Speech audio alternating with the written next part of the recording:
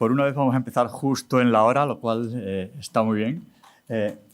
Antes de nada, quería agradeceros a todos estar aquí en un tema, como sabéis, desde el Instituto de Estudios Español de Banca y Finanzas estamos intentando poner sobre la mesa temas de interés de la banca, del sector financiero, y ponerlos a exposición pública para discutirlos e incluso discutirlos entre nosotros. Entre otras cosas porque hay muchos de estos temas que todos conocemos, pero a la hora de la verdad ninguno sabemos de ellos. Y yo creo que el tema que tenemos hoy sobre la mesa, que está en constante evolución y que utilizamos todos los días, ¿no?, que son soluciones de pago, es precisamente uno de esos temas, ¿no? Es algo que utilizamos en nuestra vida cotidiana absolutamente todos los días, pero que en el fondo sabemos relativamente poco de él. Yo creo que hoy tenemos un gran panel y la verdad es que por alguna razón nos es muy fácil ignorar o utilizar los medios de pago sin saber muchas veces ni lo que son, ni cómo han evolucionado, ni el impacto que tienen, ¿no? Si nos ponemos a pensarlo, hace escasamente 20 años, algunos de los medios de pago que estamos utilizando ahora es que prácticamente no existían. Estaban en el diseño, en la mente de gente y poco más. Y están evolucionando a una velocidad y las exigencias que nosotros les ponemos que son espectaculares. Obviamente, eso no es gratis. Hay una inversión y una serie de desarrollos detrás de esos medios de pago que en el fondo es una carrera, ¿no? El cliente, el consumidor, nosotros, yo, cada vez pedimos más rapidez, más comodidad, más facilidad, ¿no? Y los expertos que tenemos aquí continuamente van detrás, intentando proveernos de todo lo que pedimos y además en un entorno que sea seguro financieramente, que tenga protección del consumidor y del cliente, lo cual obviamente es sumamente importante, ajustándose a un mundo cambiante totalmente, que cada vez está más conectado y más digital, con lo cual el futuro de esto, pues la verdad es que tenemos muy poca idea de hacia dónde puede ir, porque no solamente están cambiando los medios de pago, sino que la sociedad está cambiando.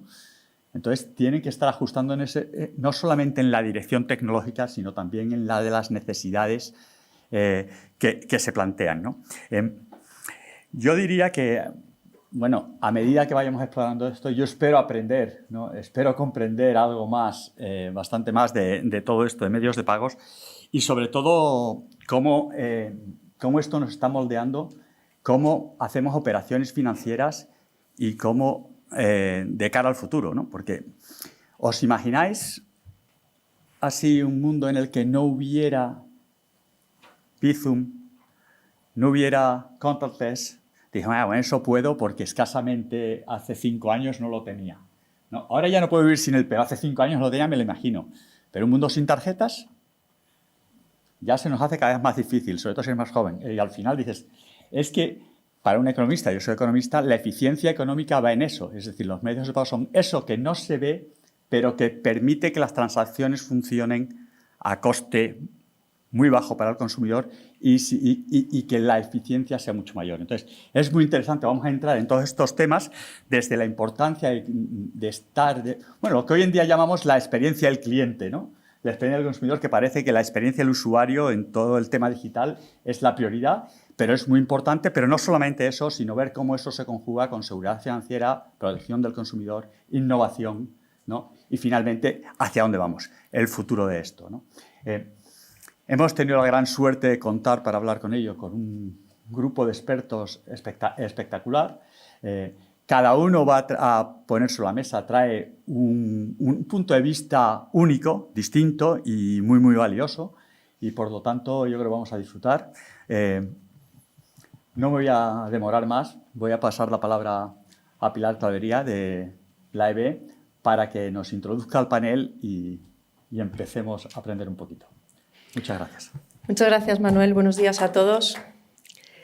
Y bienvenidos a esta mesa redonda en la que efectivamente esperamos poder intercambiar esa visión desde los distintos roles que cada uno de los expertos que nos acompañan hoy tienen en su día a día y siempre relacionado con los pagos. Tenemos por un lado a Ana Puchoriol.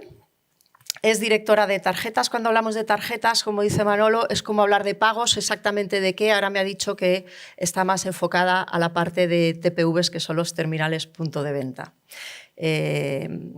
Tenemos a continuación a Ana Puente, es subdirectora general de Finanzas Sostenibles y Digitales del Tesoro, y Ángel Niborra, director general de Bizum, que tampoco requiere mucha presentación, porque yo creo que todos ellos muy veteranos y muy expertos en el ámbito de pago y bueno, cada una de las entidades, si puedo llamar a Tesoro entidad también, muy relevantes en este mundo de los pagos.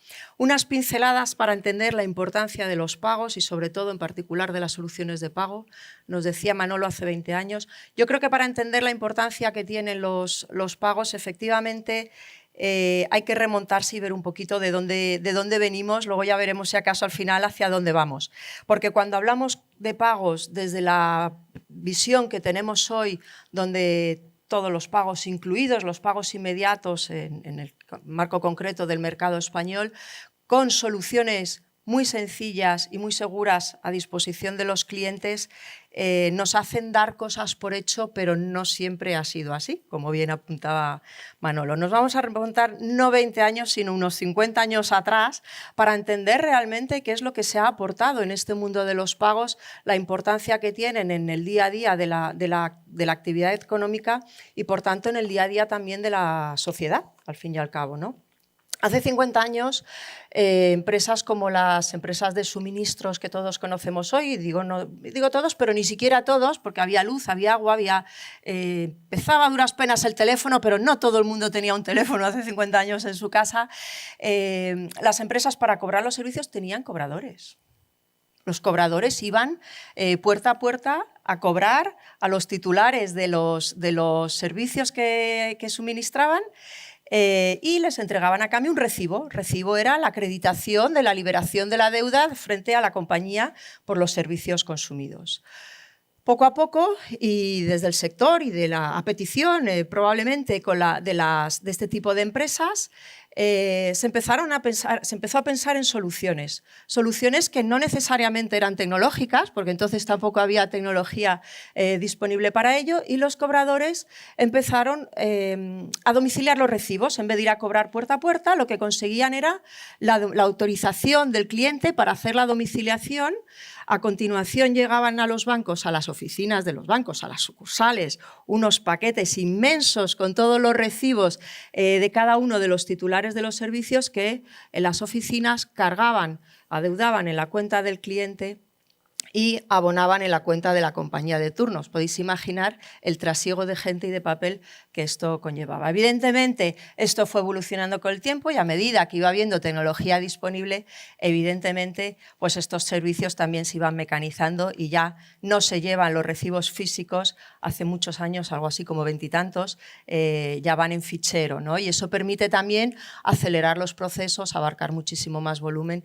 Y lo más importante es que este tipo de soluciones lo que hacen es que son ventajosas para todos, para las empresas que han agilizado muchísimo esos procesos, que les da mayor seguridad de cobro la medida en que pueden mecanizar sus procesos y hacerlo todo muchísimo más rápido, y también a los ciudadanos que, por otro lado, tienen la confianza de que lo que les van a cobrar es lo que les tienen que cobrar y se pueden despreocupar, porque aunque tengan intención de pagar, si antes tenían que hacer un gesto por pagar, pues evidentemente se podía olvidar con las consecuencias que ello tiene. En paralelo, ocurrió algo parecido cuando se inició la colaboración con la agencia tributaria. En un principio la colaboración consistía en que en vez de ir a las oficinas de la agencia tributaria, que tampoco hay tantas, no nos engañemos, pues los ciudadanos, los obligados a declarar y a pagar impuestos, pues acudían a pagarlos a las ventanillas de los bancos. Esta colaboración poco a poco luego también se fue enriqueciendo con las tecnologías al alcance de todos y se fue mecanizando hasta ese punto donde se presenta la declaración en la web de la agencia y se hace el pago en el banco. Todo esto pues en el interés de todos, ¿no? Al final, como digo, Para los ciudadanos, mucha más facilidad y despreocupación. Para las empresas, desde este punto de vista, una mayor seguridad en el cobro, porque no tienen que esperar a que el deudor, digamos, les haga el pago. Y también en su back office, porque no nos olvidemos que esto les facilita la conciliación mejor que cuando tienen 80 depósitos de X euros que no saben de quién es cada cosa, ¿no? Con lo cual aquí hay un win-win interesante para todos. Esto fue poco a poco evolucionando y fueron apareciendo estas soluciones para otros casos de uso de interés general. Así llegamos también a la parte de recaudación de seguros sociales, pagos de pensiones, pagos de prestaciones, un largo etcétera. Y no solo en el ámbito público, de organismos públicos, sino también en el ámbito privado. Las entidades poco a poco han ido desarrollando soluciones más o menos a petición o atendiendo a las necesidades de los clientes, empresas o ciudadanos, hasta llegar a toda la parte de intercambio de pagos en B2B, en empresa a empresa, hasta llegar, como no, por supuesto, al mundo de las tarjetas, que también hace unos 40 años, si no me equivoco, fue cuando empezaron a desarrollarse. Y sorprendentemente, no empezaron a desarrollarse como ahora para los pagos de comercio de proximidad, sino sobre todo para pagos transfronterizos, para evitar tener que llevar divisas encima con todo el trasiego que lleva. Entonces, al final, ¿qué aportan los pagos a la sociedad? Pues si cada uno piensa todos esos gestos, lo que tendría que hacer, como decía Manolo, ¿no? ¿Qué haríamos? Y como dicen los chavales en las redes, me encanta ver los comentarios en redes sociales sobre Bizum, dice, ¿cómo podíamos vivir sin Bizum? ¿Cómo pagábamos antes? Pues ya se nos ha olvidado, pero efectivamente en todos esos gestos es donde hay un valor que se aporta desde los servicios de pago con las distintas soluciones. Con todo ello también y con todo este recorrido de los últimos 50 años se ha favorecido indudablemente la bancarización y ha contribuido muchísimo por parte de empresas y administraciones públicas y del sector a la inclusión financiera, al bienestar y al ahorro de los ciudadanos, porque se evitan muchísimos desplazamientos y muchísimas esperas, que antiguamente pues, había colas, ¿verdad?, para hacer los pagos, y esa comodidad de poderse despreocupar. Con lo cual, pues de alguna manera también hay una contribución al desarrollo sostenible en la medida que hemos eliminado, como decía, desplazamientos, papel, etcétera, ¿no? Toda esta evolución, incluida la convergencia hacia Europa, que también costó lo suyo cuando hubo que hacer la SEPA, la constante digitalización de las soluciones, la mejora en las medidas de seguridad se ha llevado a cabo desde el sector de manera muy silenciosa. Afortunadamente, todo esto ha ido pasando y sin perjudicar en ningún momento la experiencia del cliente, más allá de la incomodidad cuando tenemos que adoptar una nueva solución o una nueva medida de seguridad, pero que sin duda nos causa el engorro de tener que cambiar los hábitos, pero nos aporta un valor adicional que compensa esa pequeña incomodidad.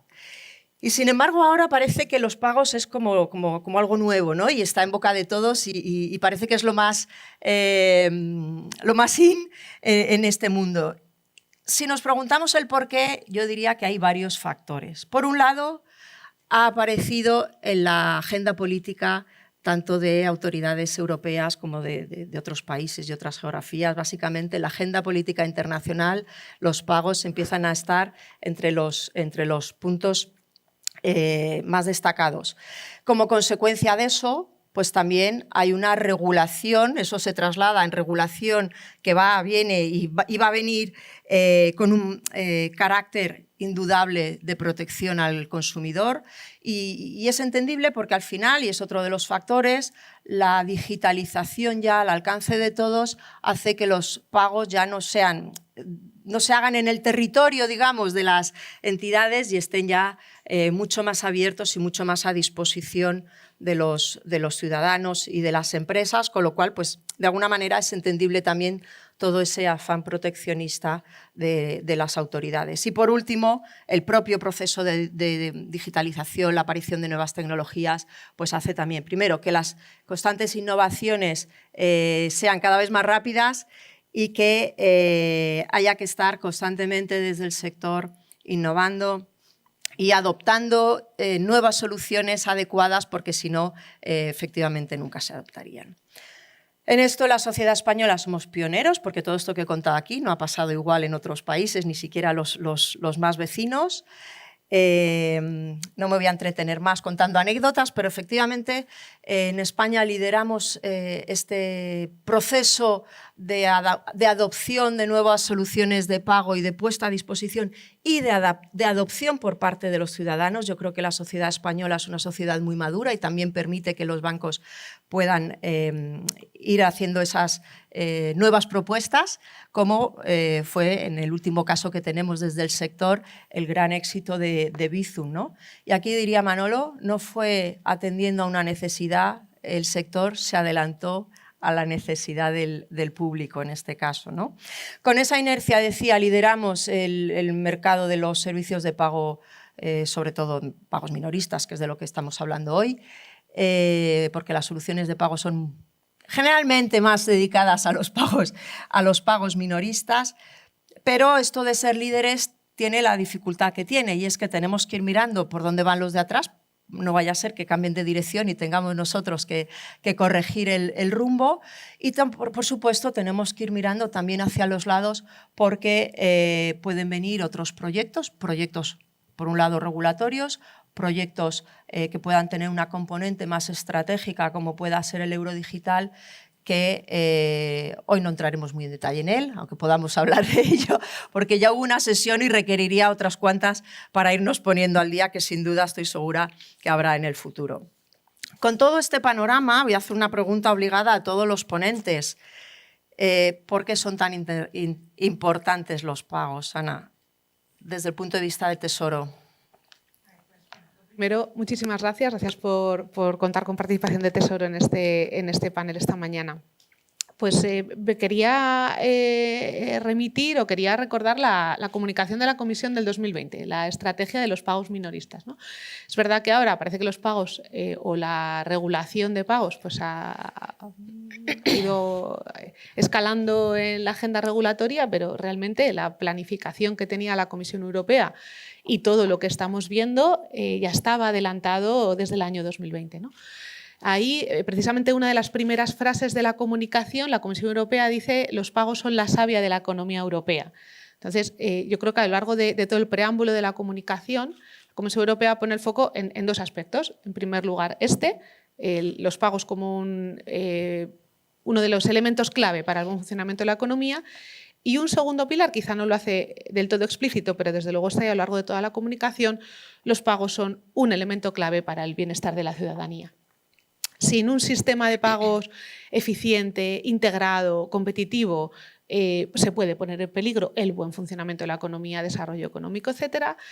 Y pues esto obliga a que en cada expediente normativo, en cada una de las propuestas, nos fijemos en el terreno de juego equilibrado entre los distintos actores, ganancias de eficiencia, la seguridad del funcionamiento del sistema, etc.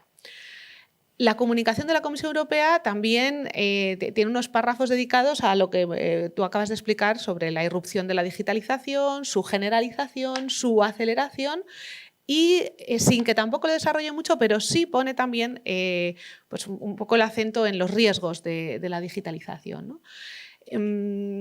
De nada nos sirve o no estaríamos consiguiendo completamente los objetivos de la regulación de la política financiera si conseguimos ese sistema de pagos eficiente, integrado, competitivo a todos los niveles, pero descuidamos elementos claves para el bienestar de la ciudadanía, como es la inclusión financiera, ¿no? Los riesgos de la digitalización, el que pueda haber barreras o dificultades para un acceso físico a la prestación de los servicios financieros, o las consecuencias de la brecha digital, al final pueden ser un riesgo para el bienestar de la ciudadanía, ¿no? Ahí, tanto a nivel nacional, que de todos son conocidas las iniciativas que desde el año 2021 se vienen desarrollando por la banca en España, ¿no? Y con el impulso también del Ministerio, pero también la regulación va poniendo elementos que cada vez más garantizan la inclusión o digamos que evitan esos riesgos de la irrupción de la digitalización, ¿no? Yo creo que estos dos objetivos, el que tiene más que ver con el buen funcionamiento de la economía y el que tiene más que ver con el bienestar de la ciudadanía y las garantías de inclusión, son perfectamente coherentes, son totalmente compatibles, no hay ninguna incoherencia, pero sí hay que tener muy presentes los dos. Conseguir uno no nos va a dar por sí mismo el otro y viceversa, ¿no? Entonces, siempre hay que, yo creo, tener en cuenta estas dos vías, ¿no? Pero efectivamente la importancia de los pagos está claramente en esas dos dimensiones, ¿no? En el funcionamiento de la economía y bienestar de los ciudadanos. Ana, desde los bancos, ¿por qué son importantes los pagos y qué aportan los bancos a la sociedad en este ámbito de los pagos? Pues mira, para los bancos, ¿no? Al final los pagos tienen un gran interés porque tienen un impacto muy grande en el día a día de nuestros clientes. Al final los pagos están presentes en, ¿no? Tú, Pilar, lo has dicho al inicio, ¿no? En todo lo que tú haces, en todo tu día a día, en tu vida. En términos de la banca, no hay otro producto, otro servicio que tenga una interacción con el cliente de ese nivel. Al final, es el producto con más interacción el cliente, donde más al final déjame decir así, ¿no? Donde más tienes que aportar, porque si lo estás haciendo bien no se ve, sino puede tener un impacto muy grave en los clientes. Para que nos hagamos una idea de magnitudes, ¿no? Al final, en España, en un año, estamos procesando alrededor de más de 9.000 millones de transacciones en tarjetas, más de 2.500 millones de operaciones en el Sistema Nacional de Pagos, donde estarían transferencias inmediatas, recibos, adeudos. O sea, esto al final es de un nivel de magnitud tan grande que podría llegar a suponer, si consideramos con la población, es de media una operación al día de todos los ciudadanos, ¿no? Con sus más y con sus menos. Pero digamos, el impacto que tiene es muy grande. De ahí que el reto o lo que tenemos o lo que estamos haciendo desde la banca es adaptarnos para que esto que sucede todos los días pues tenga el mínimo impacto en nuestros clientes, para poder avanzarnos en algunos casos, para poder dar respuesta en otros y ir evolucionando en función de la sociedad. Por ejemplo, ¿no? Si miramos los sistemas de pago, vemos, por ejemplo, en tarjetas, ¿no? En tarjetas, ¿cuál ha sido la evolución? En tarjetas hemos hecho evoluciones, por ejemplo, para mejorar la seguridad, ¿no? Partimos de productos cuando salieron con banda magnética, nos fuimos al chip. Hemos hecho evoluciones en cuanto a experiencias de usuarios, hemos aplicado el contactless, que tiene mejoras para el cliente, avanzamos en poder tener el pago para la banca online, tenemos también las soluciones de wallets. También otras mejoras es responder a necesidades concretas. Por ejemplo, en el momento de la pandemia hubo una necesidad concreta. Por un lado, fue adaptar, por ejemplo, el límite del contactless para intentar reducir el impacto, ¿no? Del pago con tarjeta con los terminales, aumentar, ¿no? Se aumentó de 20 a 50 euros. Por otro lado, desde la banca también se hizo un esfuerzo grande para dotar de instrumentos a los que todavía no los tenían, ¿no? Aunque la penetración de tarjetas y TPVs era elevada, todavía teníamos algunos clientes que no. Y ahí se hizo un esfuerzo para llegar y poder dotar a todos del mismo modo con los TPVs a los comercios, ¿no? Y también dar de soluciones de comercio online, con lo cual ahí es ir creciendo y aportando este valor. También tenemos en el caso de transferencias inmediatas. Al final España fue uno de los países pioneros a adaptarlo por muchos motivos, ¿no? En parte por esta asociación de bancos, por la regulación, por Bizum, pero España hoy es de los países que más, a nivel europeo, que más transferencias inmediatas estamos realizando. También Pilar lo ha dicho antes en cuanto a las transferencias, a la homogeneización europea, al utilizar el IBAN, o sea, en facilitar al final la vida y el día a día de los clientes. Más allá de esto, ¿no? De cómo estamos respondiendo, decías, ¿no? Y la importancia. Otra de las formas en que vemos la importancia de los pagos es en el interés que genera.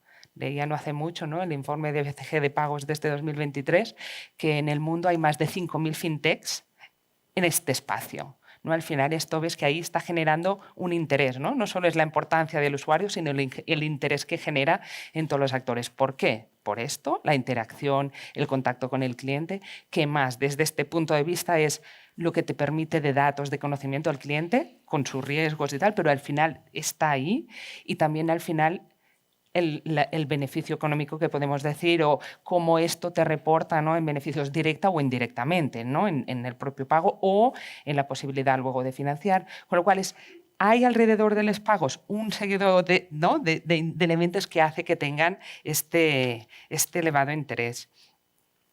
Y también hay otro elemento que es el crecimiento en sí, ¿no?, de ese mercado. O sea, llevamos años creciendo a doble dígito, creo que seguiremos creciendo en pagos porque, bueno, por la evolución de la población, a lo mejor algo menos, pero sigue habiendo ahí un punto importante que además está creciendo mucho.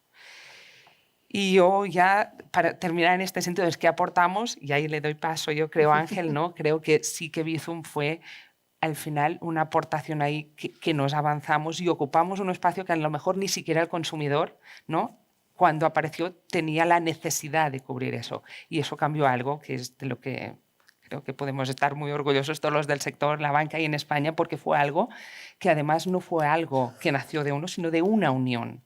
Que esto también yo creo que es un elemento importante en los pagos, ¿no? Que aunque podamos ser distintas sociedades, incluso dentro de los bancos competidores, entendemos que ahí tiene que haber un espacio de colaboración, porque ahí al final solo es muy difícil llegar y cuando lo haces en conjunto, pues suceden cosas como Bizum.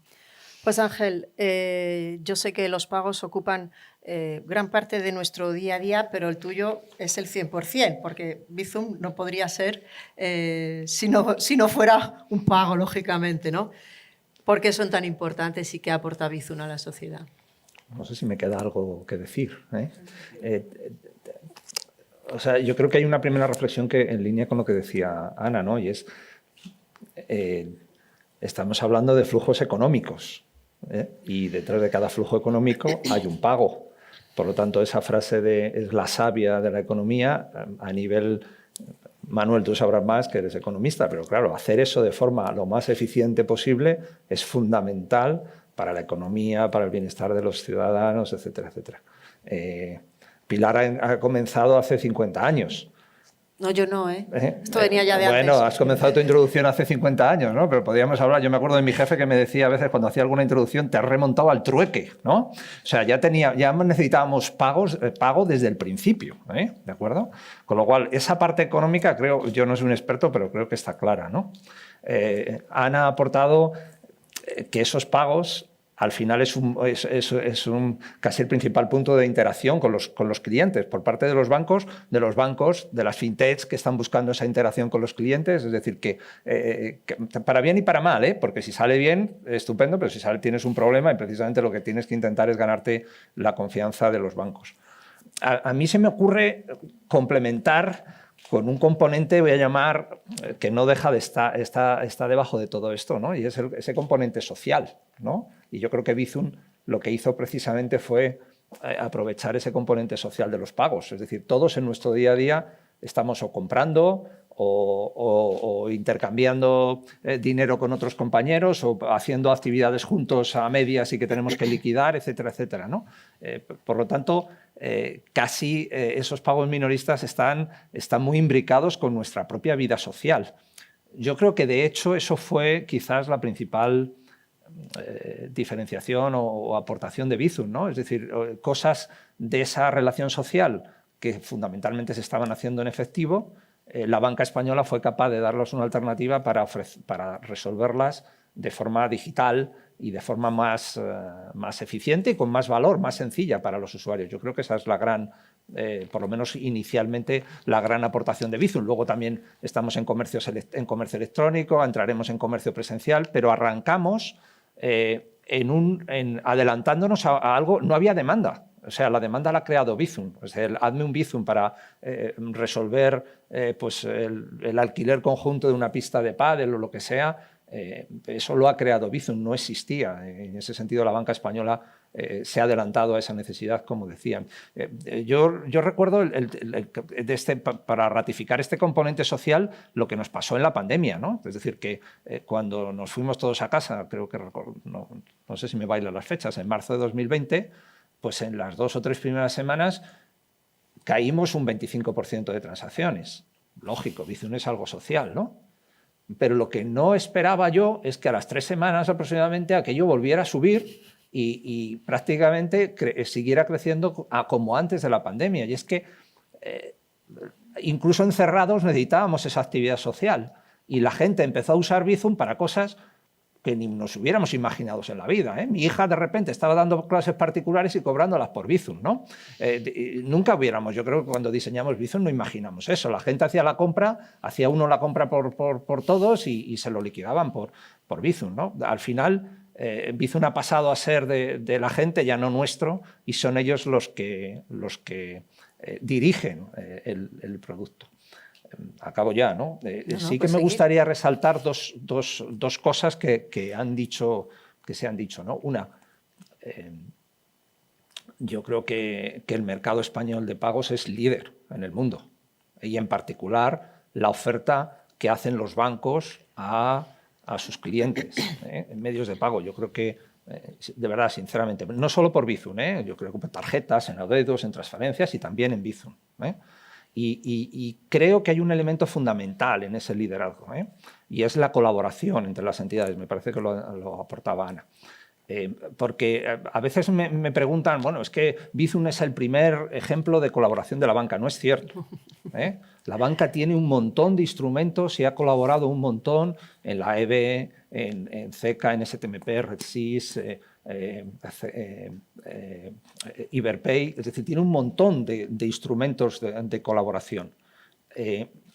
Quizás el diferencial que ha sido en Bizum es que hasta ahora esa colaboración era muy de ámbito técnico, operativo, etcétera, y con Bizum hemos dado el salto a colaborar en un producto con una cara conjunta de cara a los usuarios, con una marca y una cara conjunta en el usuario. Y yo creo que ese es el éxito de Bizum, comparado con otros mercados, y es que la banca española ha colaborado para lanzar un producto de innovación digital y además con una cara única en el mercado, sobre la que después cada uno compite ferozmente y aporta sus propias diferencias. Pero yo creo que eso es lo más diferencial y lo que quizás explica un poco ese éxito o esa extensión que ha tenido Bizum, donde ahora prácticamente ahí estamos a punto de llegar en 2 o 3 semanas a 25 millones de usuarios.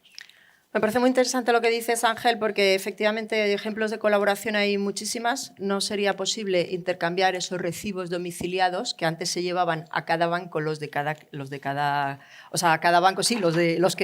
cliente, los que tenían las cuentas de sus clientes.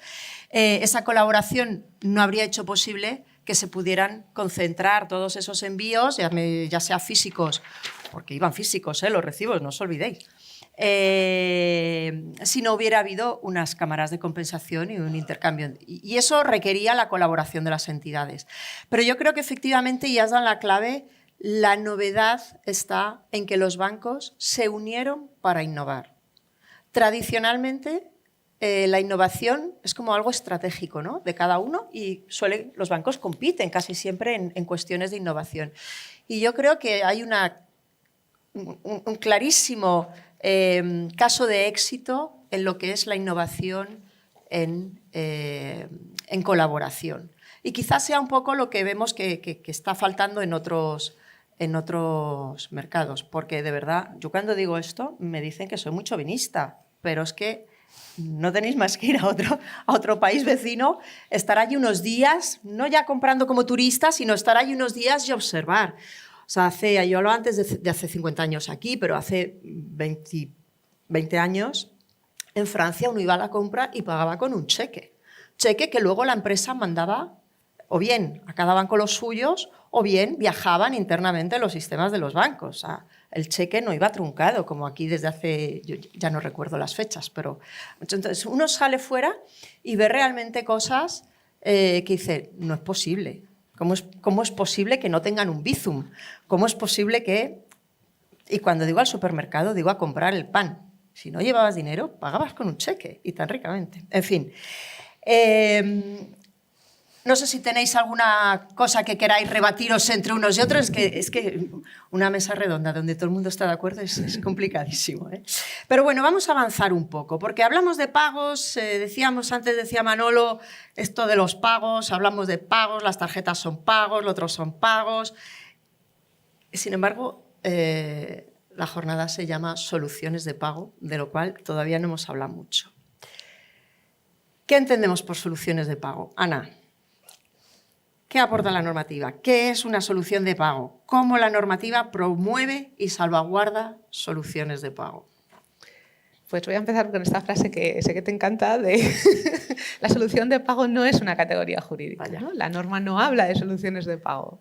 No, una solución de pago no tiene legalmente asociados una serie de derechos y obligaciones. La solución de pago es todo y no es nada en la norma, ¿no?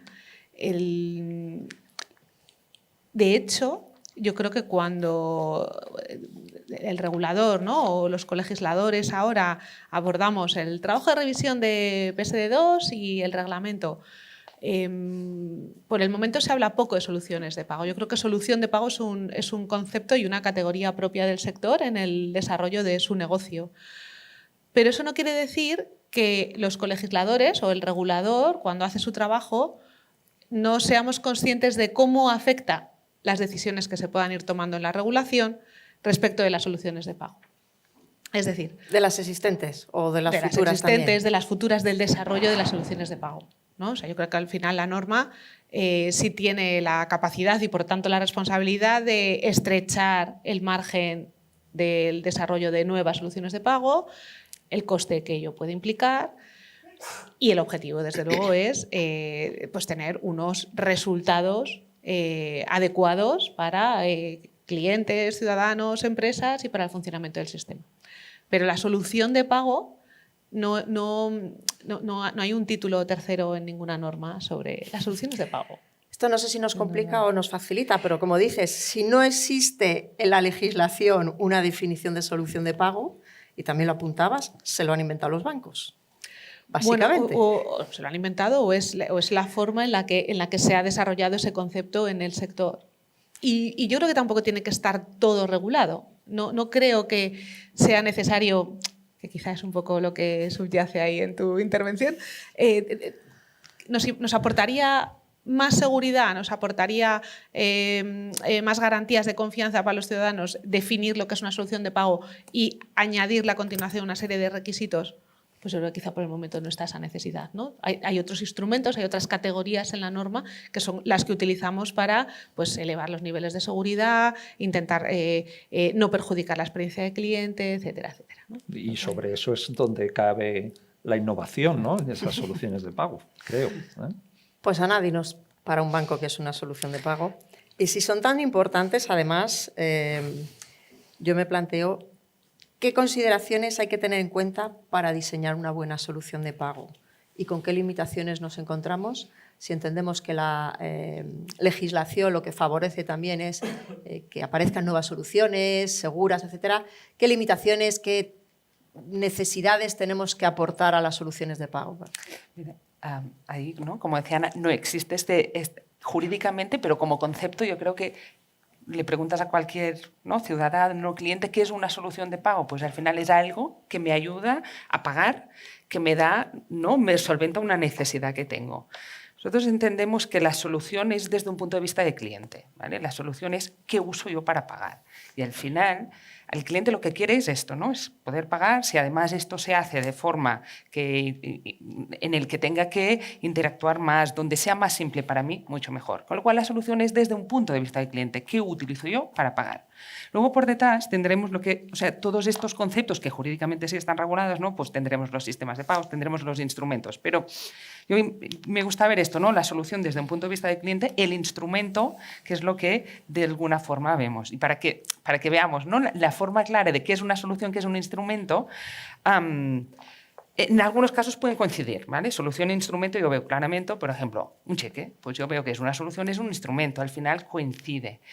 Cuando íbamos a la tarjeta física, también veo que es de instrumento, solución. Es una tarjeta que yo tengo y pago y es un instrumento. Pero a medida que van apareciendo, diríamos, o que el pago aparece más desde un punto de vista digital y no necesita un concepto físico, esto se va dispersando y te permite esa innovación en la solución de pago. Es decir, puedo convertir un pago, un instrumento, en distintas soluciones. Y ahí entrarían, por ejemplo, en el concepto wallet. Un wallet, ¿no?, o un wallet, una cartera digital, es una solución para un cliente. Yo con eso realmente pago. Pero por detrás tengo un instrumento que puede ser una tarjeta O incluso puede tener otro instrumento que es un pago cuenta a cuenta, ¿no? Con lo cual ahí es donde se empieza a dispersar solución-instrumento. Y es más, un instrumento puede estar en varias soluciones y una solución puede contar de varios instrumentos.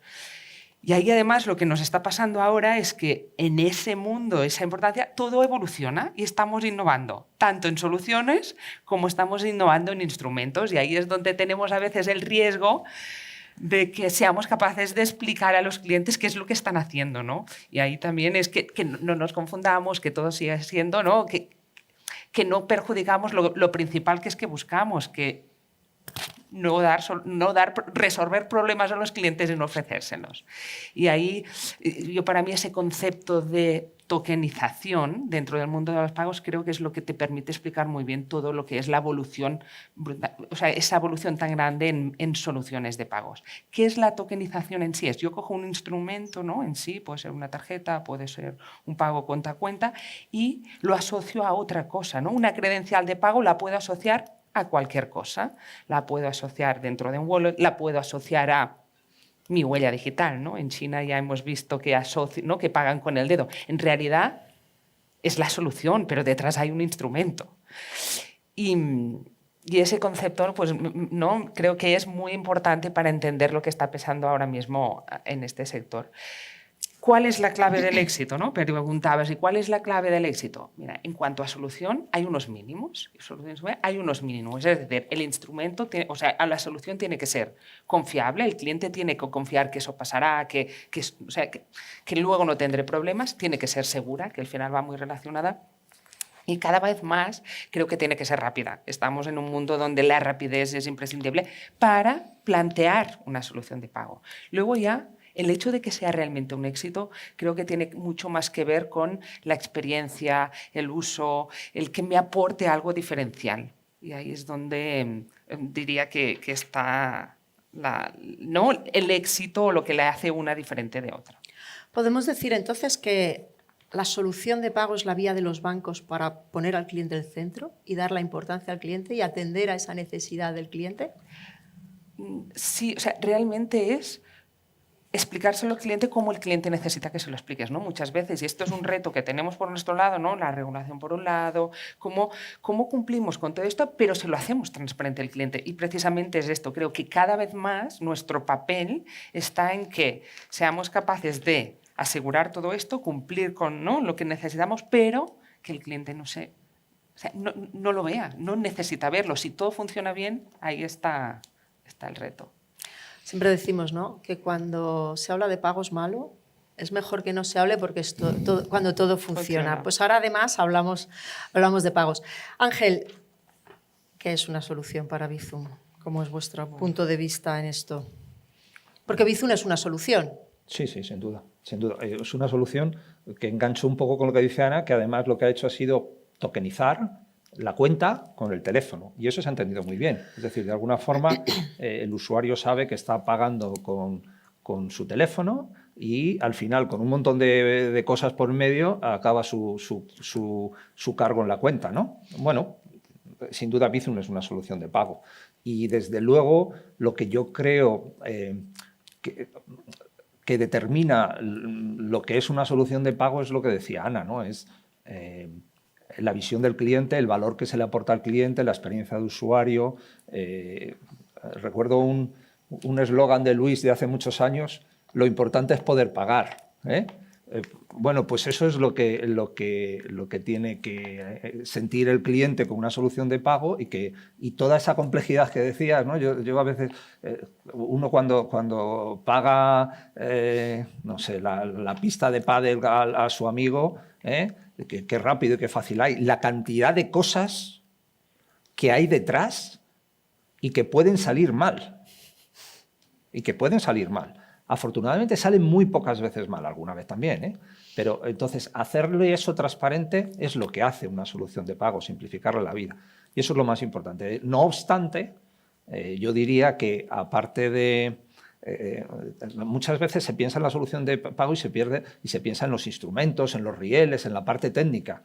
Bueno, eso es una condición necesaria, pero no suficiente. Lo que creo que las caracteriza es la experiencia de usuario, sin duda, y luego me parece a mí que hay otras tres cosas fundamentales.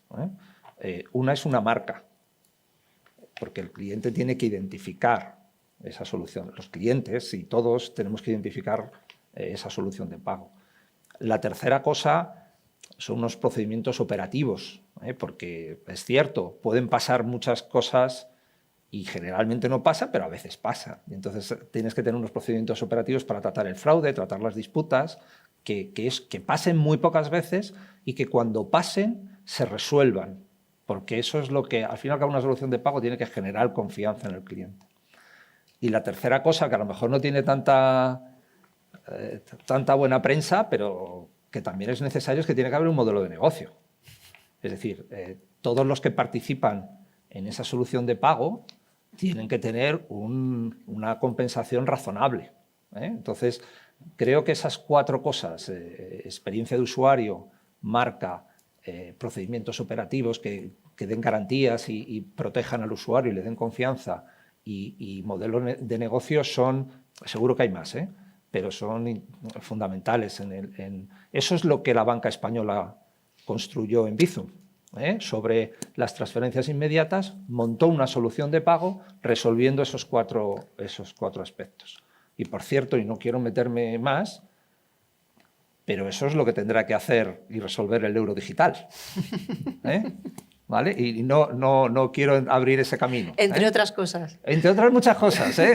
Bueno, ya no sigo. ¿No? Otro día quedamos para seguir hablando de euro digital, pero efectivamente todo apunta a que va a ser utilizado como una o múltiples soluciones de pago, no tenemos muy claro aún. No sé si queréis añadir algo. Simplemente destacar es que me ha parecido muy, muy interesante esto, ¿no? Es el construir el instrumento está bien, pero que el cliente lo reconozca y que luego, cuando las cosas no van bien, ¿no? Esto de la marca común y que tenga el plan B cuando algo no va bien es muy importante, porque si no vamos a perder la confianza del cliente o del consumidor, ¿no? Y muchas veces, ¿no? Cuando pensamos, yo pienso, ¿no? Instrumentos de pago, que las cripto, que haremos, que tal, que igual, ya, pero yo tengo eso y puedo pagar, pero ¿dónde pago? ¿Cómo sé que eso paga? ¿Cómo sé que llegará ahí? Y si no pasa, ¿quién me asegura que podré tener una solución? Con lo cual, sí creo que esto es muy destacable para el cliente, para que realmente tenga éxito, ¿no? O sea que...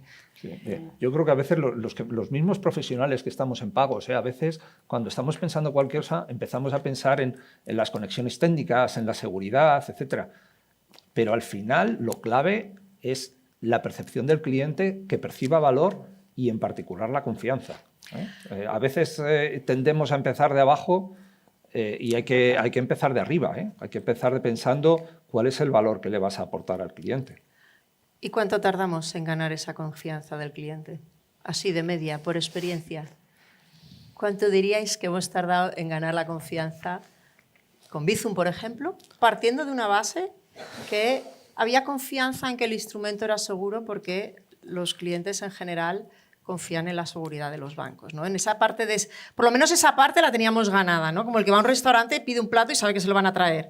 Le gustará o no, pero sabe que se lo van a traer. Ese tipo de confianza ya existía. ¿Cuánto hemos tardado en ganarnos esa confianza mayoritaria? No de los Bueno, early adopters, que éramos casi todos nosotros. ¿Cuánto hemos ganado? ¿Cuánto hemos tardado, perdón? ¿Cuánto nos ha costado? Me cuesta fijar un plazo concreto. Lo que quiero decir es que es un trabajo muy de día a día. Para mí hay una cosa, y en el caso de Bizum, si sirve de referencia, es algo que tiene un cierto componente viral si las cosas van bien.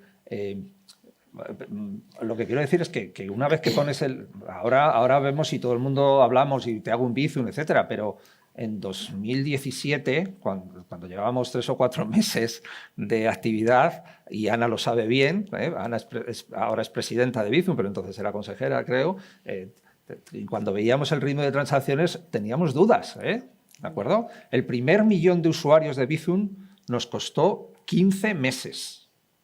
15 meses. En el momento pico de adopción, el mismo 1 millón de usuarios se consiguió en 6 semanas. Era otro, no era el mismo, era otro. Bueno, el mismo número, espero que fueran otro, porque si no nos están engañando. Pero lo que quiero decir es que esa confianza se va ganando con el tiempo y si va bien, día a día, y si va bien, sí que tiene un componente viral.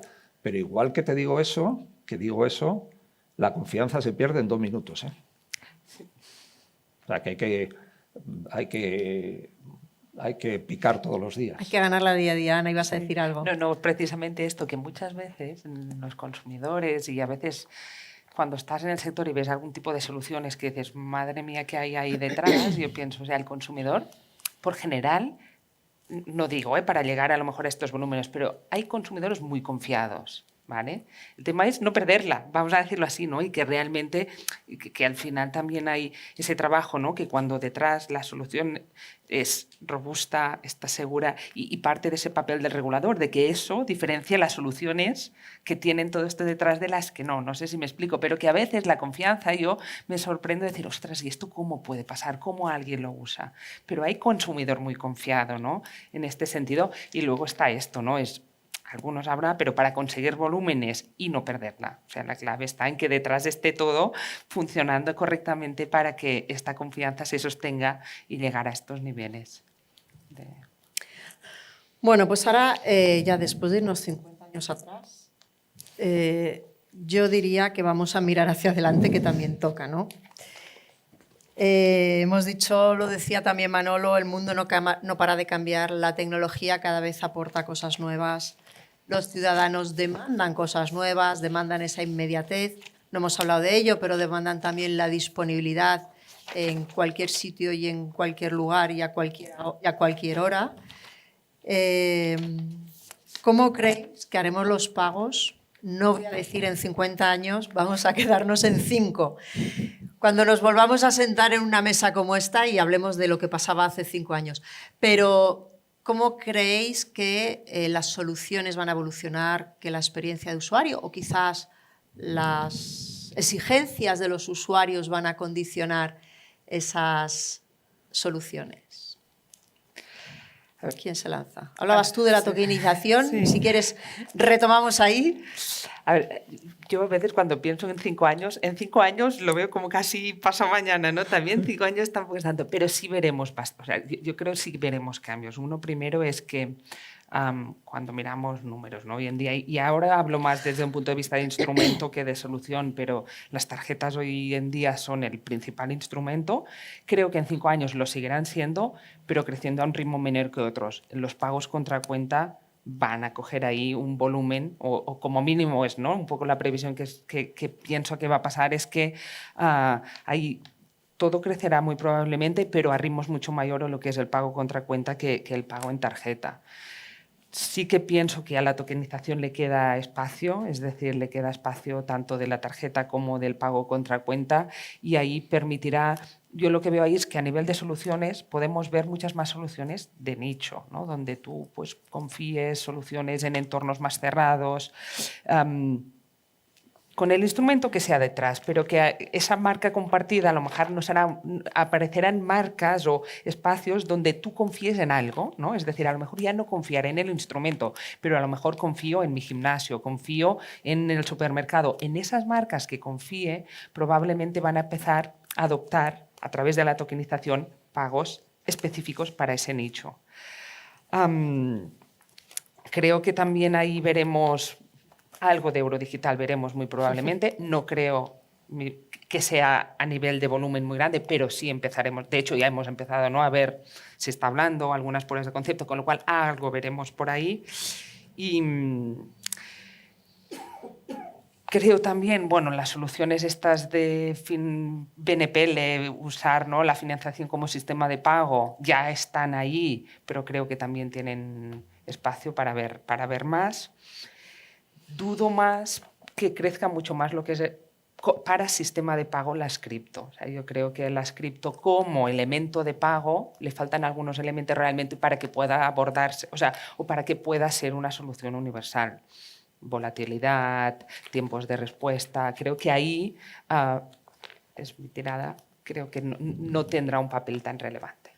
Ana, por lo que decías, esos terceros, esas marcas reconocidas, aprovechando los instrumentos que existen, van a desarrollar las soluciones. Es decir, lo que es la oferta de la solución que decíais que era la interacción, ¿no? Del banco con el cliente, básicamente, simplificándolo mucho, obviamente, ¿crees que van a ser desarrolladas por todo ese ecosistema de fintechs o los bancos van a seguir teniendo un peso específico? Yo no tengo duda de que tendrán un peso específico, lo hemos tenido hasta ahora, este tipo de soluciones, y seguirán ahí. ¿Que aumentará la competencia? Es así. Y al final es el nuevo entorno en el que estamos. Esto estará, pero no solo la competencia, también la colaboración. Al final muchas de estas soluciones por detrás necesitan de instrumentos que están en los bancos, ¿no? Entonces, bueno, al final el escenario será más actores, más competencia, más colaboración, pero sin duda los bancos vamos a seguir estando ahí y aportando, buscando soluciones. Tenemos esa parte, ¿no?, de entender el cliente, el conocimiento y de constancia, ¿no?, en el sentido de que estaremos ahí apoyando al consumidor. O sea, que no tengo duda de que seguiremos. Ángel, ¿cómo vamos a pagar en el futuro? ¿Qué nos va a deparar Bizum para los próximos 5 años? Bueno, 5 años pueden ser muchos o pocos, no lo sé, ¿eh? ¿De acuerdo? O sea, que es probable que dentro de 5 años las tonterías que dijo, ¿no? Pero yo en ese sentido soy un poco continuista, ¿no? Yo he escuchado algunas veces en medios que el efectivo, las tarjetas van a desaparecer, etcétera. Yo no lo creo, ¿eh? No sé si para ver qué va a pasar dentro de 5 años podemos fijarnos en lo que pasó hace 5 años. Y hace 5 años estábamos pagando con efectivo, estábamos pagando con tarjetas, empezábamos a pagar con Bizum, ahora se paga más con Bizum. O sea, lo que quiero decir es que probablemente la gente siga pagando con las mismas cosas que paga ahora y sobre todo habrá una nueva oferta porque eso prácticamente todos los días hay un anuncio de una nueva solución de pago, prácticamente en pagos. Es impresionante el dinamismo del mercado. Por lo tanto, yo creo que dentro de 5 años vamos a pagar con las mismas cosas que estamos pagando ahora y con nuevas soluciones que van a ir apareciendo. Y me parece que lo introducía Ana, ¿no? Lo que va a cambiar es quizás el peso de todo eso, ¿no? Es decir, yo sí que creo que va a seguir reduciéndose el uso del efectivo. Creo que los pagos cuenta a cuenta, y en particular con Bizum, tengo que hablar de mi libro, van a crecer, ¿de acuerdo? Creo que el uso de wallets va a crecer. Es decir, que creo que ahí... voy a simplificar, voy a decir una perogrullada, quien va a mandar es el cliente. El cliente es el que va a ir dando distintos pesos y, muy importante, filtrando. Es imposible que se usen todas las soluciones de pago que se anuncian. Es imposible. Lo que irá, no va a haber una tampoco, se irá descartando, filtrando, ¿vale?, en ese ambiente de competencia. Por lo tanto, no sé si contesto muy bien, ¿no? Porque entre otras cosas no soy incapaz de decir cuál va a ganar, cuál va a bajar, cuál va a subir. Eso ya digo que el cliente es soberano y decidirá. Casi solo me atrevo a aventurar una cosa, ¿no? Y es que creo que el móvil va a estar en el centro de los pagos.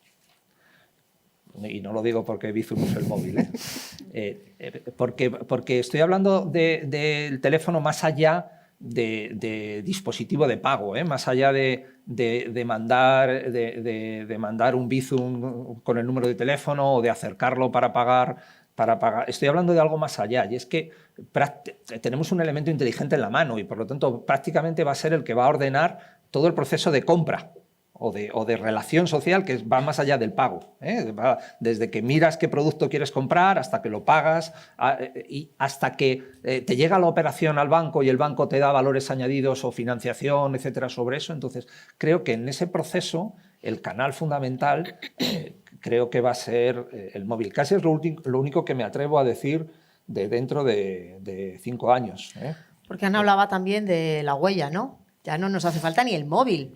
Lo decías antes. Es posible, ¿eh? Pero al final el movimiento lo tendrás en el móvil y el banco te dará ahí la información, te dará el registro de ese movimiento, te ofrecerá financiarlo, aplazarlo, te permitirá, si hay un problema, desde ahí arrancar una disputa. Es verdad, me podréis decir, bueno, eso también lo haces desde banca electrónica, vale, pero lo que estamos viendo es que la interacción mayoritaria que estamos teniendo todos, y en particular nichos más jóvenes, es fundamentalmente con el móvil. Yo no me acuerdo ahora de datos, pero todos los días hay datos que las compras mayoritarias ya se hacen desde el móvil. La relación mis hijas no entran en el PC para ver sus cuentas corrientes ya. Entonces, yo creo que eso sí que creo que va a estar en el centro de los pagos, entendiendo los pagos no solo como el momento de pagar, sino todo el ciclo de vida que va en torno a ellos. Y también Bizum. Ana, no estamos todavía empezando con la PSD3. ¿Habrá una PSD4 dentro de 5 años? Dime que no, por favor. Eso, exactamente, ¿no? Voy a mezclar pronóstico y deseo, voy a mezclar las dos cosas. Pues efectivamente, espero que no haya una PSD4, PSR2 en 5 años, ¿no? Y si no tenemos más remedio que la haya, pues que sean 10 páginas, 20 páginas y no más, ¿no?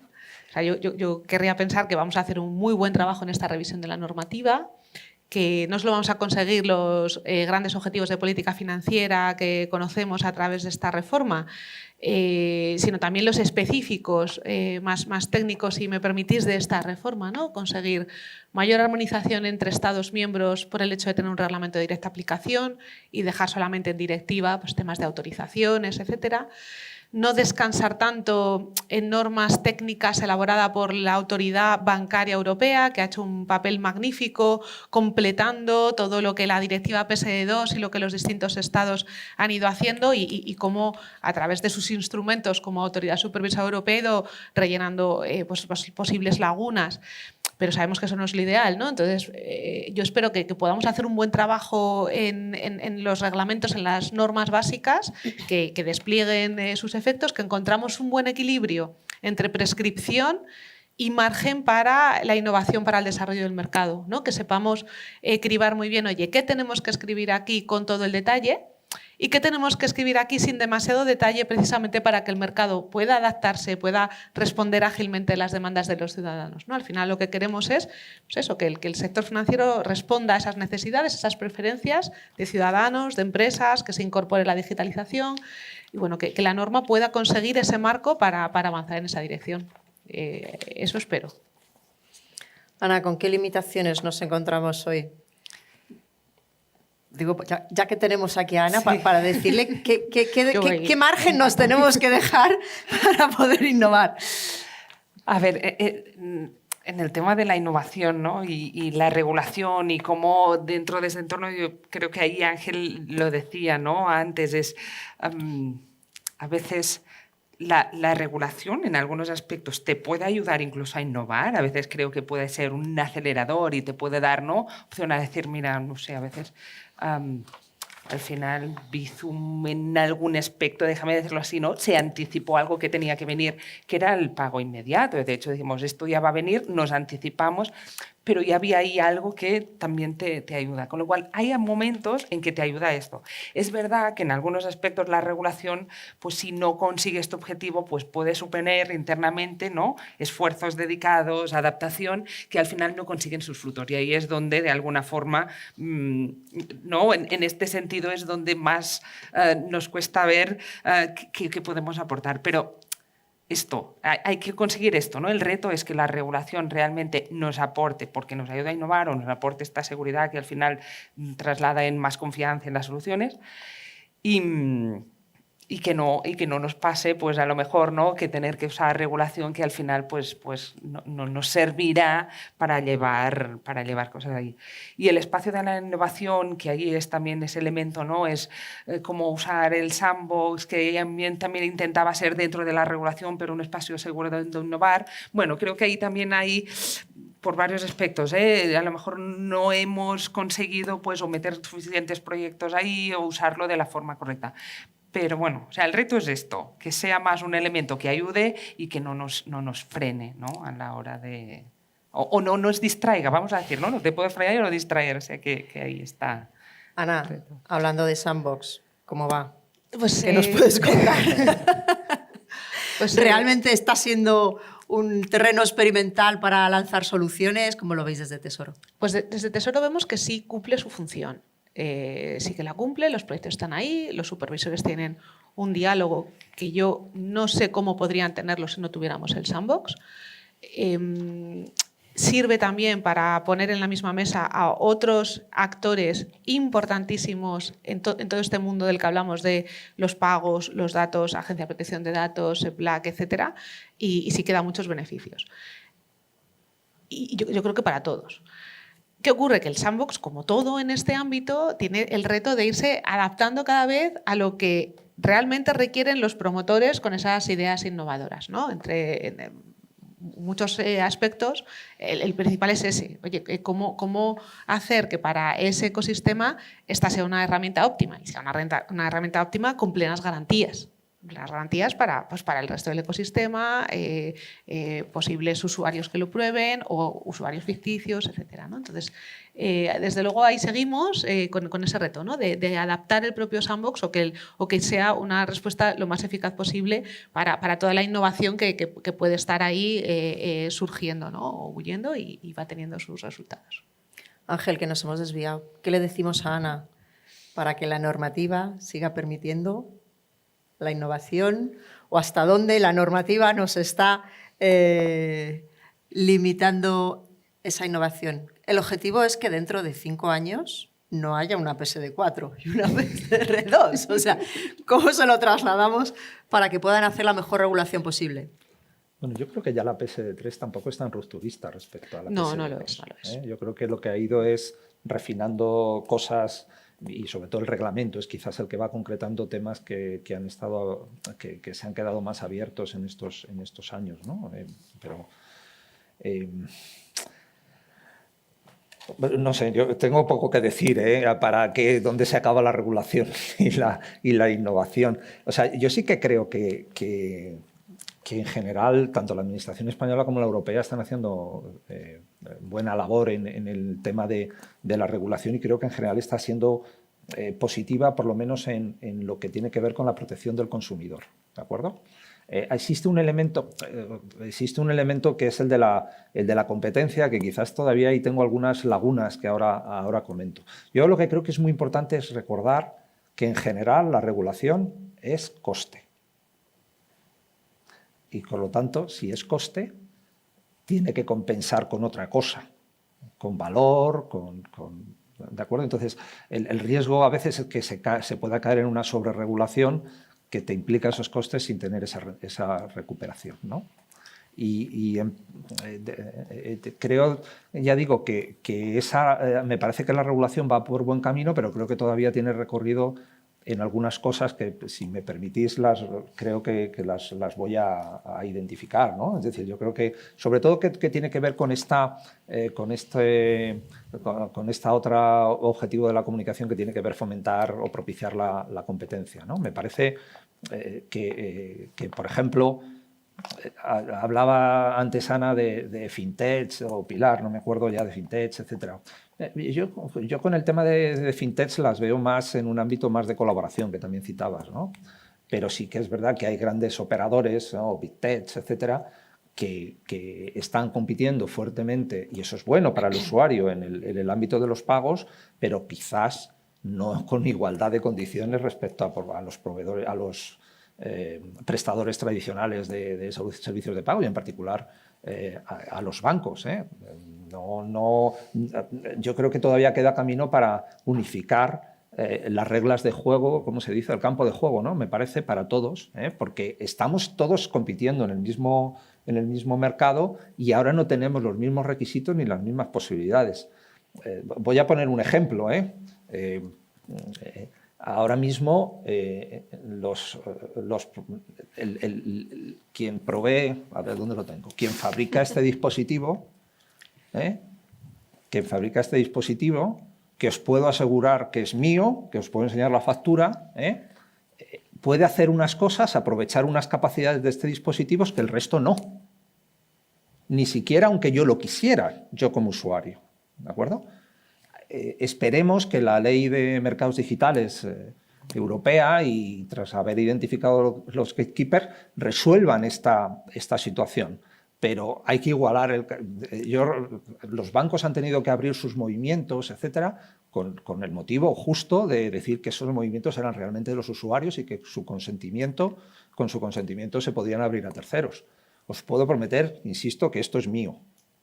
Entonces debería tener también la misma capacidad para que cualquier proveedor de servicios pudiera acceder a esta capacidad en igualdad de condiciones. Ese es un reto que yo creo que tiene la regulación.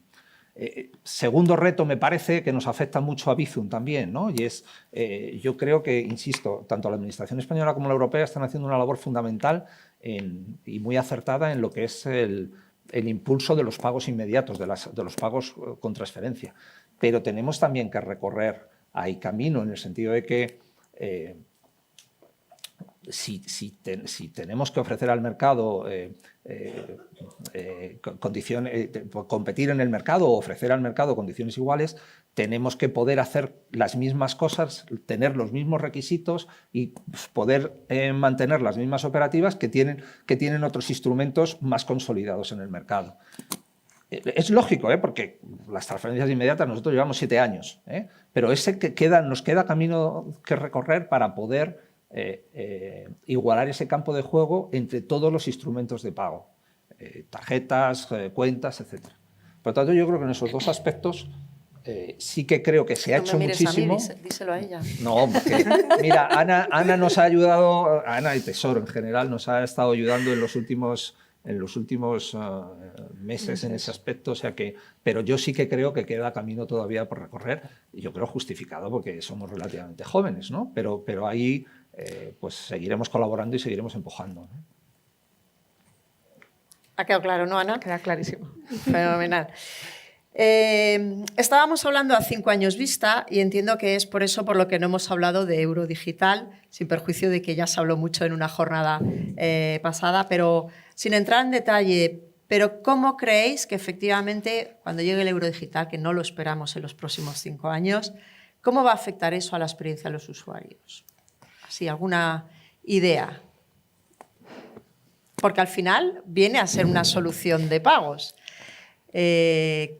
Más o menos sustitutiva del efectivo, pero en realidad lo que vamos viendo es que se va a acercar a los mismos casos de uso para los cuales ya hoy tenemos soluciones.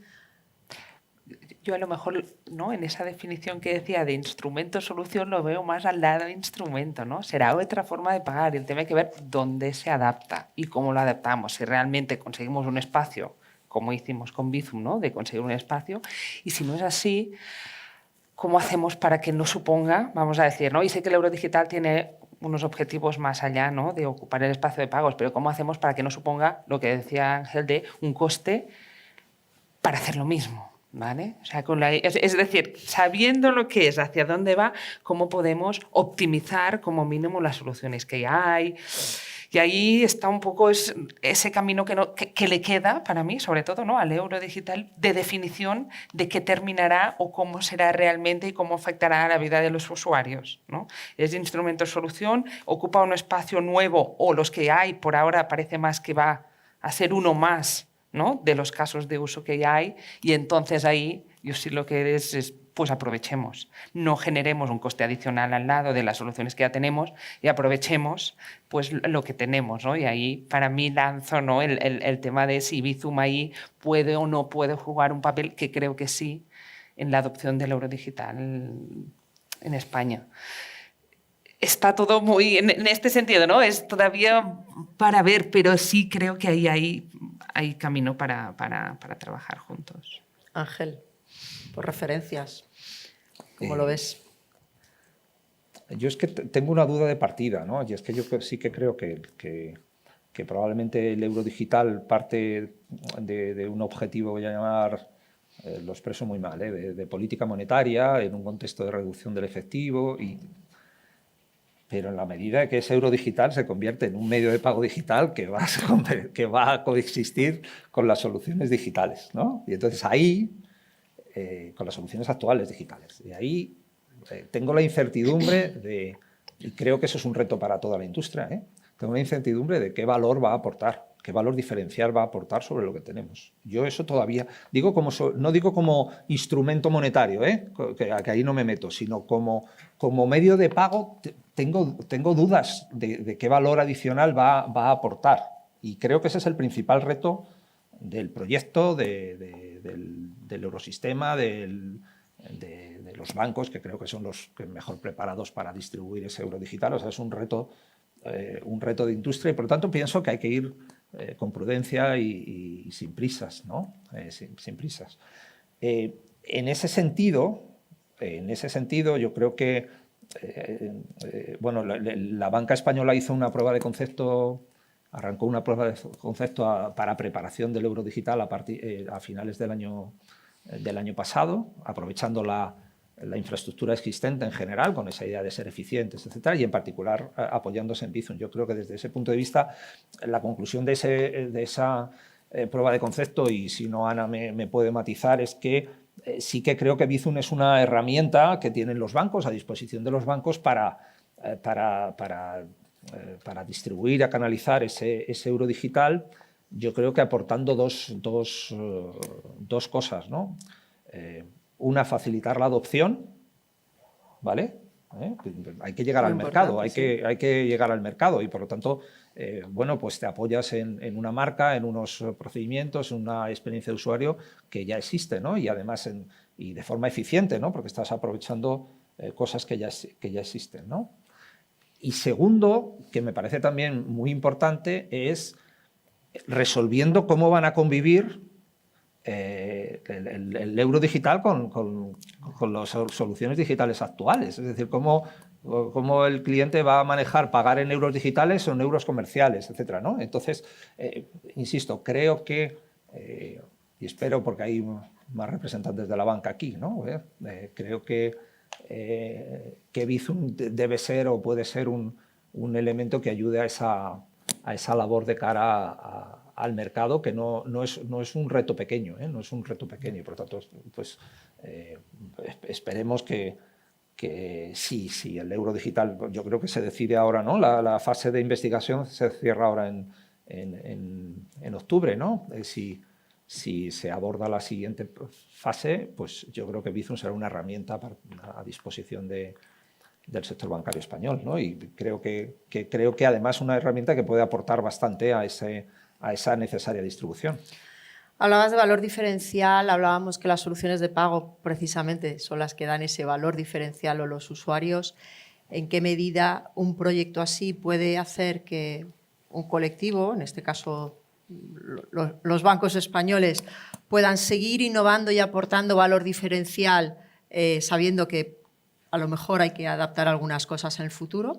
¿Y en qué medida pensáis también que en otros ámbitos donde quizás no hay todavía ese liderazgo en las soluciones de pago puede ser un freno para ir avanzando? Porque al final dices, si hago cosas y luego las voy a tener que hacer, ¿en qué medida en el caso español pues podemos seguir innovando a lo mejor y tener lograr mejores soluciones y aportar ese valor diferencial con independencia del euro digital, pero ¿en qué medida quizás pueda eso también en otros entornos frenar esa dinámica? A ver, sí. Bola de cristal, estamos, sí, ya sabéis, en el al futuro final futurible. está claro que los recursos son limitados, ¿no? Y al final o los tendremos que distribuir en un sitio o los tendremos que distribuir en otro. No, en el sentido de que está claro que sí estamos, ¿no?, desarrollando y con el euro digital no estaremos en otra, pero eso no tiene por qué ser que no podamos innovar, en el sentido de vamos a hacerlo de forma de que esto nos ayude también a innovar, y está el reto ahí. O sea, que es lo que decía antes, ¿no?, que todas estas regulaciones no supongan hacer lo mismo con más costes, sino que supongan cambiar cosas, ¿eh? Y no le quito lo que decía Ángel del euro digital, tiene, ¿no?, muchas veces cuando lo vemos solo desde un entorno de pagos cuesta entender, pero hay, ¿no?, otro objetivo pues más estratégico que está ahí y que... ¿Quieres añadir algo, Ana? No, poco más y además, en todo caso, también recordar lo que ya dijo el secretario general del Tesoro en esta misma sala, ¿no? Hace unos meses, lo que es la parte legislativa, ¿no? Si queremos, tenemos las propuestas de la Comisión encima de la mesa y está claro que no podemos abordarlas exactamente igual que una revisión de PSD2, perdón, o un nuevo reglamento sobre datos abiertos, ¿no? Es otro proyecto, es una legislación con unas propuestas, una propuesta de legislación con unas características muy determinadas y hay que atenderlas. Cómo se diseñe y cómo se resuelva cada uno de los elementos que van a caracterizar ese nuevo medio de pago es fundamental, pero probablemente ir directamente a intentar encontrar acuerdos sobre esos aspectos, pues quizá no sea lo óptimo, ¿no? Y un debate más sosegado sobre pues qué va a aportar y cómo va a irrumpir eventualmente en el futuro el euro digital en el medio en el sistema de pagos europeos, pues es quizá la mejor forma de empezar desde el punto de vista legislativo, ¿no? de los grupos de trabajo del Consejo a abordar esta materia, ¿no? Y ya con esa visión o con esos consensos, entonces pues abordar en concreto las cuestiones de diseño técnico que sabemos que pueden tener efectos negativos indeseados, que hay muchos equilibrios, mucho trade-off, decía el secretario general muy bien aquel día, en cada uno de los aspectos, ¿no? Y eso es lo que hay que cuidar desde el punto de vista de la regulación. Y con o sin euro digital, Ana hablaba también, perdón. Disculpadme, yo creo que no nos podemos parar. O sea, yo creo que ni los clientes nos... No, me alegra, ¿verdad, me alegra, Ángel, que digas eso. Yo entiendo, no sé si vamos a cambiar, entiendo que tenemos limitación de recursos, pero yo creo que no nos podemos parar. Los clientes no nos van a esperar y los competidores tampoco. O sea, los competidores no se van a parar por el euro digital, por lo tanto, si tengo que dar prioridad, y creo que no soy objetivo, hay que dar prioridad a seguir dando respuesta a los clientes. Por lo menos es lo que vamos a intentar desde Bizum, y vamos a intentar desarrollar esa vocación paneuropea que tenemos, vamos a intentar desarrollar nuevos casos de uso. Llegará el euro digital, espero que con calma y sosiego, y cuando llegue, pues tendremos que ver cómo encaja todo esto. Pero mi mensaje es que ahora, o por lo menos creo en Bizum, y Ana, espero, es que es mi presidenta, que mi mensaje ahora es que nosotros tenemos que seguir con nuestra hoja de ruta de incorporar cosas para los clientes, porque no nos van a esperar la competencia, o sea, ni la competencia ni los clientes. Perdón. No, has hecho muy bien y además me alegro que sepamos que vamos a seguir teniendo novedades en el mercado, no vamos a hacer anuncios porque no nos queda mucho tiempo, pero sí que, y Ana Puente hablaba también de este objetivo que tiene la revisión de la PSD2, que se desdobla ahora en PSD3 y PSDR, más allá de la política financiera, hablaba también de armonización, ¿no? ¿Cómo se conjuga también la armonización con la innovación si la innovación no se hace todos al mismo ritmo? ¿Cómo podemos hacer, o hay que hacerlo o no hay que hacerlo, no lo sé, que conviva la diversidad que se deriva de esas casuísticas que se van desarrollando a medida de las necesidades de los clientes, que tampoco son uniformes en la Unión? ¿Cómo convive todo eso con una mayor armonización? Hay que ser diversos, hay que ser... Porque a veces yo creo que se tiende desde Europa a confundir la armonización con la uniformidad. ¿Y cómo conseguimos encajar todo eso para que nuestros clientes, incluidos nosotros mismos, no tengamos que prescindir de Bizum el día de mañana porque nos digan ahora hay que hacer esto de esta manera, ¿no? Pues voy a empezar yo, si queréis. Desde luego no hay una respuesta clara y única a ese planteamiento, ¿no? Yo creo que por una parte estaría el plano puramente legislativo de la armonización y que no hay unas grandes diferencias entre Estados miembros cuando imponemos unos requisitos y hay unos supervisores haciendo que se cumplan, ¿no? Y ahí lo que queremos con toda claridad es, oye, el menor margen posible de divergencias. Y eso es uno de los objetivos, ya lo he comentado, convertirlo en reglamento. Y bueno, pues siempre va a haber alguna diferencia, está claro, hay muchos supervisores, pero que ya esas diferencias no estén en una norma de transposición, más luego el margen del supervisor, ¿no? Entonces, yo creo que ese es un plano y en ese tipo de elementos, precisamente lo que quieres es que ese margen que necesariamente tiene que dejar la norma para la innovación, que sea más o menos el mismo en todos los Estados miembros y que no dependa, una vez que has acordado algo en Europa, no dependa del margen que quiera poner el legislador nacional, más luego, oye, el margen lógico de la supervisión. No queremos eso, una norma europea y supervisada igual lo más parecido posible por todos los supervisores, pero que la norma esté clara, sea la misma para todos. Eso yo creo que es un plano, y el otro plano es un poco el que tú apuntabas, que me parece más complejo todavía, que es ¿qué queremos cuando decimos queremos un sistema de pagos integrado europeo? ¿No? ¿Va a hacer que prescindamos de soluciones locales en aras de esa integración o no? Yo creo, insisto, y de forma muy preliminar, que quizá antes de poder hablar de una integración de soluciones, una integración de infraestructura, pues primero hay que hablar de interoperar, ¿no? Si hay una solución local, y piensa la solución española, claro, como si somos mercado líder, pues va a haber mucho español ahí, pues lo primero que hay que buscar, lo primero que tiene que fomentar y desde luego no impedir la regulación es que pueda interoperar, que eso pueda ser utilizado por cuantos mayores intermediarios usuarios europeos mejor. Luego ya veremos si eso tiene que integrarse necesariamente, si tenemos que ir a infraestructuras únicas, no lo sé, yo creo que es un debate, no sé si para más adelante y no sé si en estos momentos merece la pena invertir demasiado esfuerzo ahí, ¿no? Pero lo que está claro es soluciones que funcionan en un país, en un área, de forma local, pues eso, no puede haber ninguna barrera para que se utilice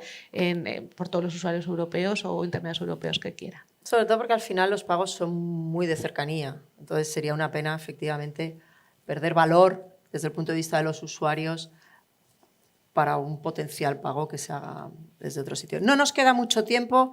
No sé si queríais añadir algún matiz a lo que decía Ana. Yo aplaudo a Ana, ¿eh? Sí. Completamente. No hemos hablado de fraude. Creo que da para otra sesión, Manolo. Nos vamos a emplazar para hablar de seguridad y fraude en los pagos, porque da mucho que hablar también. Siempre te corto un momento, ¿vale? Corta, Por acabar de cerrar, momentos. perdonadme. Yo creo que lo que ha dicho Ana tiene mucho sentido. Los mercados en Europa, a pesar de que trabajemos en el mercado único, etcétera, y se vaya avanzando, son muy distintos en oferta, en demanda, en todos los puntos de vista. Entonces, quizás la forma más eficiente y razonable no es tirar lo que hay en cada de esos mercados, sino aprovechar lo que hay en cada mercado mediante interoperabilidad, como dice, y puede ser que sea necesario crear infraestructuras nuevas donde no existan ya ese mercado, ese modelo, voy a llamar híbrido, ¿no?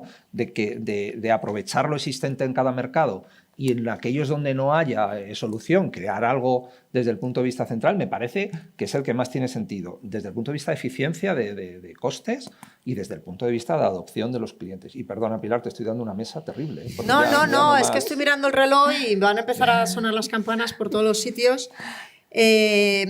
Por concluir, no da tiempo a hacer una reflexión individual, pero me quedo con algunas cosas que hemos dicho. De cara al futuro tendremos los mismos instrumentos con nuevas soluciones, previsiblemente, con independencia de lo que el euro digital nos traiga, pero todavía no en los 5 años. Hay mucho recorrido porque efectivamente estas nuevas soluciones están ganando terreno al efectivo, con lo cual no se están quitando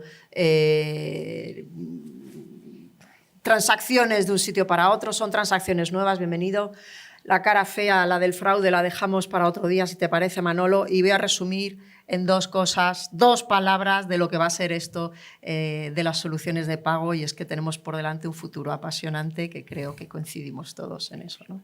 Muchísimas gracias, agradecer a los panelistas este rato y que hayan estado aquí explicándonos sus puntos de vista, a la organización, por supuesto, Manolo. Muchas gracias a todos por vuestra atención. Gracias.